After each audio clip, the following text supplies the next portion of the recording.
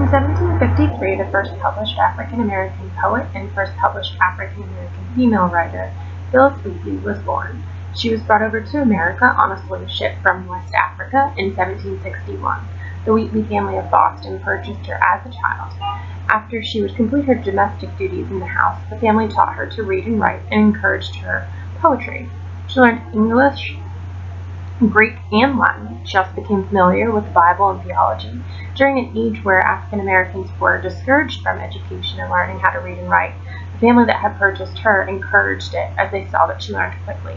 She collected her writings and sought a publisher in America along with the family, but no one would publish her book. The Wheatleys sought help from other connections in London, and her book of poems was published in 1773. It was entitled Poems on Various Subjects, Religious and Moral. She was the first African American to publish a book of poems and only the third American woman to do so. John Wheatley would eventually emancipate her not too long after her book was published and just prior to his wife's death. Phillis Wheatley wrote several poems in support of American independence and honoring the Continental Army's commander, George Washington. One of the works was sent to Washington himself, and he actually invited her to meet him, which she did accept, and they met in March of 1776 in Cambridge, Massachusetts. She also met with Voltaire and traveled to London to promote her book.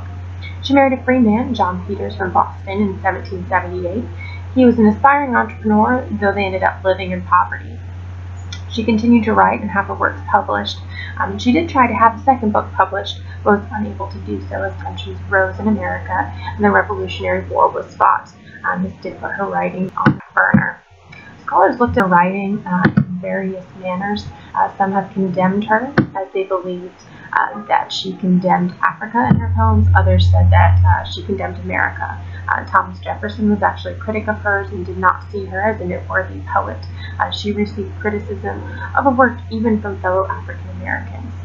Sandra O'Neill cites in her article on Phillis Wheatley that critics of African American literature like Darwin Turner and Benjamin Brawley had portrayed her as unfeeling and unaware of her status as a slave and was too immersed in the colonial refinements. Most of her works do reflect her religious upbringing, stress, and Christian salvation. The major themes of her poetry reflect patriotism and piety. However, she was personally racially aware.